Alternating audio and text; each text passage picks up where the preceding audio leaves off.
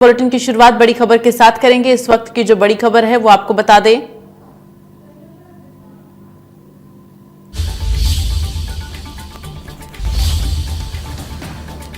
देवेंद्र फडणवीस तीसरी बार महाराष्ट्र मुख्यमंत्री पद के लिए आज शपथ ग्रहण करेंगे। अजीत पवार और एकनाथ शिंदे डिप्टी सीएम। और आपको बता दें कि आज शाम 5:30 बजे शपथ ग्रहण समारोह होगा। पीएम मोदी समेत तमाम दिग्गज इस शपथ ग्रहण समारोह में शामिल होंगे। बीजेपी शासित राज्यों के मुख्यमंत्री पहुंचेंगे।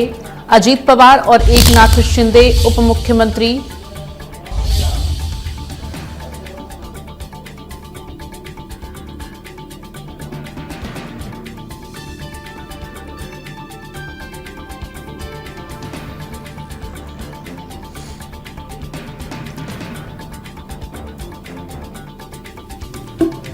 तो ये बड़ी जानकारी आपको दे रहे हैं। आपको बता दें कि देवेंद्र फडणवीस आज मुख्यमंत्री पद के लिए शपथ ग्रहण करेंगे। महाराष्ट्र के आपको बता दें कि तीसरी बार वो मुख्यमंत्री पद के लिए शपथ ग्रहण करेंगे। और इसके साथ ही शपथ ग्रहण कार्यक्रम को लेकर तैयारियां पूरी कर ली गई हैं। तमाम वीवीआईपी मेहमान आज शपथ ग्रहण समारोह में शामिल होंगे। इसके साथ ही आपको बता दें कि आजाद मैदान में 3 मंच तैयार किया गया है, जहां पर आज शपथ ग्रहण समारोह होगा।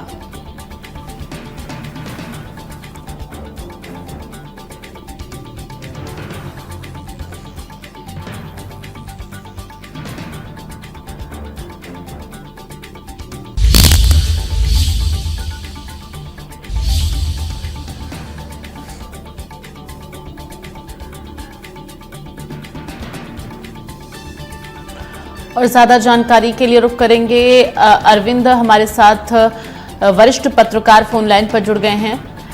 अरविंद जी, आज महाराष्ट्र के मुख्यमंत्री पद के लिए शपथ ग्रहण करेंगे देवेंद्र फडणवीस।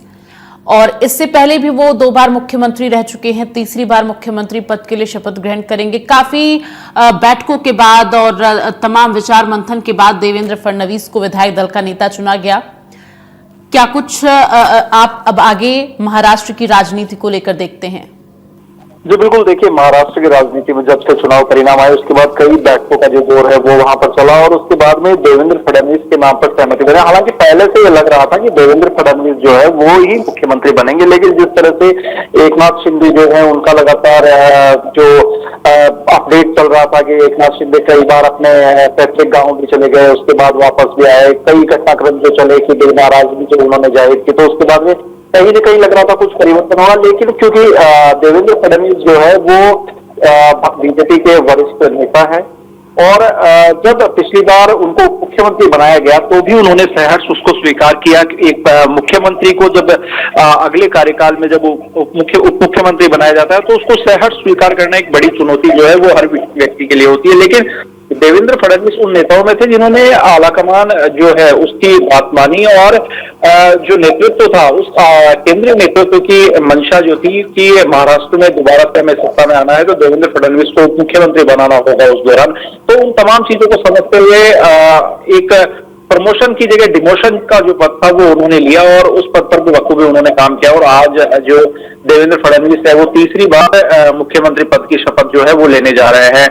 और कई बड़े जो मायने हैं वो यहाँ पर इस चीज के निकाले जा सकते हैं क्योंकि देवेंद्र फडणवीस एक तरह से भारतीय जनता पार्टी के जो वरिष्ठ लीडर है वो है, साथ ही आरएसएस जो है उसका भी उन्हें बहुत अच्छा सपोर्ट है क्योंकि एक तो वह नागपुर से आते हैं जहां पर आरएसएस का मुख्यालय है, दूसरा उन्होंने अपने सार्वजनिक जीवन की जो शुरुआत है वो राष्ट्रीय स्वयंसेवक संघ से की थी और लोकसभा चुनाव के वक्त आरएसएस वहां पर ज्यादा एक्टिव नहीं था, लेकिन विधानसभा चुनाव के वक्त संघ ने वहां पर काफी मेहनत की और यही एक कारण माना जाता है कि बीजेपी को वहां पर एक परसेंटेज जीत जो है वो वहां पर मिली। साथ ही फडणवीस ने हमेशा आरएसएस के अनुशासन का पालन है वो वहां पर किया है। फायदे नुकसान की परवाह किए बिना फडणवीस ने कभी भी आरएसएस का स्वयंसेवक होने की बात नहीं छिपाई। वे खुलकर हमेशा बोले कि मैं आरएसएस का कार्यकर्ता हूं, आरएसएस के कार्यक्रमों में शामिल होता हूं और वे आरएसएस की कई बार ड्रेस है उसमें भी देखे गए। साथ ही बीजेपी के बड़े रणनीतिकार हैं वो वहां पर रहे क्योंकि भारतीय जनता पार्टी जिस तरह से 2014 से 2019 तक का उनका कार्यकाल बेहद अच्छा रहा, इसी का नतीजा रहा कि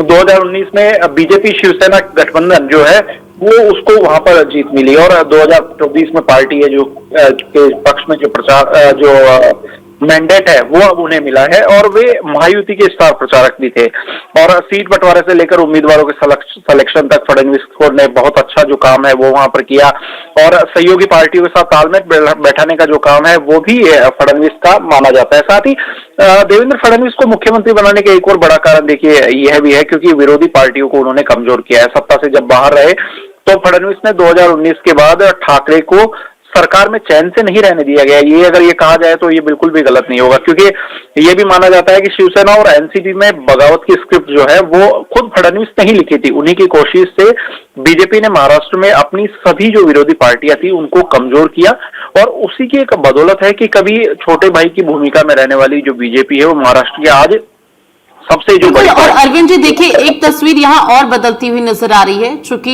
इससे पहले एकनाथ शिंदे मुख्यमंत्री थे और देवेंद्र फडणवीस डिप्टी सीएम। हालांकि अब तीसरी बार वो मुख्यमंत्री पद के लिए शपथ ग्रहण इस बार कर रहे हैं तो तस्वीरें काफी बदलती हुई नजर आ रही हैं। ऐसे में जो जनता की नाराजगी थोड़ी बहुत रही है वो नाराजगी दूर करने की एक चुनौती होगी और इसके साथ ही अब महाराष्ट्र के विकास में ये जो बदलती हुई तस्वीर है कितनी कारगर साबित होगी।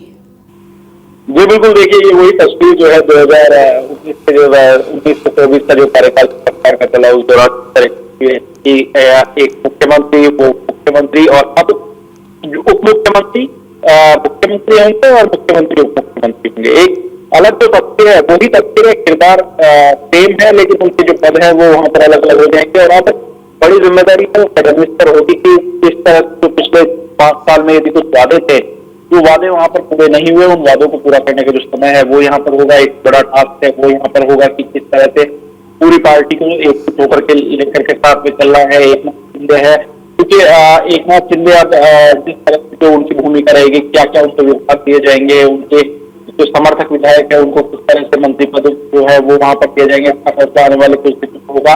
तो महत्वपूर्ण विभागों की जो बात है वो विभाग का बंटवारा है अपने आप में एक बेहद जो विषय है होता है क्योंकि अक्सर देखा जाता है कि गृह विभाग है वित्त विभाग है ये खुद मुख्यमंत्री के पास रहता है लेकिन अब ये माना जा रहा है कि जो शिक्षक कुछ है उनके वो ये डिमांड कर रहा है कि गृह विभाग जो है वो हमारे पास होना चाहिए। तो बिल्कुल और लेकिन अरविंद जी ध्यान देना ये भी होगा क्योंकि इससे पहले जिस तरह का रोल एकनाथ शिंदे देवेंद्र फडणवीस का रहा है इसका तो हम जिक्र कर ही रहे हैं लेकिन अजीत पवार का जो रोल इस बार होगा डिप्टी सीएम का ये किस तरह से सरकार के लिए आगे महाराष्ट्र सरकार के लिए फायदेमंद रहेगा।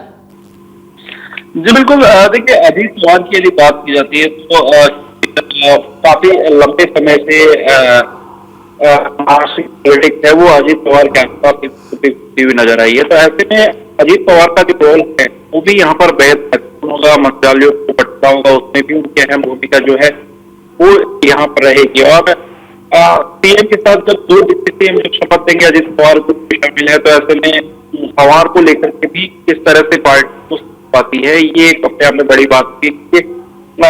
यहाँ पर बड़े जो चुनाव नतीजे हैं उसके अंदर शिवसेना है एनसीपी तमाम जो पार्टियां हैं उनका जिस तरह से रहा और उसके पीछे जब भारतीय जनता पार्टी चल करके आई है तो बड़ी जिम्मेदारी जो है वो यहाँ पर होगी कि अजीत पवार को किस तरह से साथ है क्योंकि एनसीपी के प्रमुख अजीत पवार है और पार्टी के कुल 41 विधायक है उन्होंने यहाँ पर जीत जो है वो हासिल की है। तो ऐसे में पावर शेयरिंग को लेकर के भी कहीं न कहीं जो विभाग है वो ना हो उसको देखते हुए भारतीय जनता पार्टी जरूर सचेत रहेगी और विभागों का बंटवारा जो है वो इसी तरह से किया जाएगा क्योंकि अजीत पवार के साथ भी कई जो बैठके हैं वो बीते 11 दिन हुई है। जब चुनाव के नतीजे आए थे 23 नवंबर को उसके बाद अब तक 11 दिन जो है लगातार बैठकों का दौर जारी है। खुद अजीत पवार के छुट्टी आलाकमान ने कई बार बातचीत की है और करीब ये मानिए कि 11 दिन में से अधिकांश समय अजीत पवार जो है वो नई दिल्ली में ही रहे हैं और बड़े पोर्टफोलियो पर जो है सभी की नजर जो है वो एक अजीत पवार से जो बड़े जो पोर्टफोलियो पर रहे जब 2020 से महायुति तक तो देखिए वे अपनी पार्टी के 9 विधायकों को उन्होंने मंत्री बनाया था। इसमें कृषि है जैसे कई जो विभाग है वो बीजेपी और शिवसेना से उन्होंने छीन लिए थे। ऐसे में अजीत पवार एक बार फिर से भी बड़े विभाग पास रखना चाहते हैं जैसे सूत्रों में बता रहे हैं कि वो इसके लिए पूरा जो है वो लगा रहे हैं और शिंदे गुट जो है फिलहाल किसी तरह के संतुलित मूड में नजर है यहाँ पर नहीं आ रहा है। एक शिंदे गुट के जो विधायक हैं वो किसी तरह का बड़ा जो समझौता को यहाँ पर नहीं करना चाहते हैं और शिंदे गुट का एक दावा यह भी चुनाव में उनके नेतृत्व वाली सरकार की योजनाओं की वजह से ही जो बड़ी सीटें वो मिली है। तो एक कहीं ना कहीं एक प्लस फैक्टर जो है वो यहाँ पर होगा शिंदे के लिए। और यदि वो प्लस फैक्टर भी नहीं माना जाता है तो इसको ये कहा जा सकता है कि शिंदे जो है वो कहीं ना कहीं इस चीज को मानता होगा कि हमारे कारण जो है वो यहाँ पर मिली है। एकनाथ शिंदे चलिए अब देखना ये होगा। आज फिलहाल शपथ ग्रहण समारोह है और भव्य कार्यक्रम आयोजित हो रहा है। तमाम जानकारी के लिए अरविंद जी बहुत बहुत धन्यवाद आपका।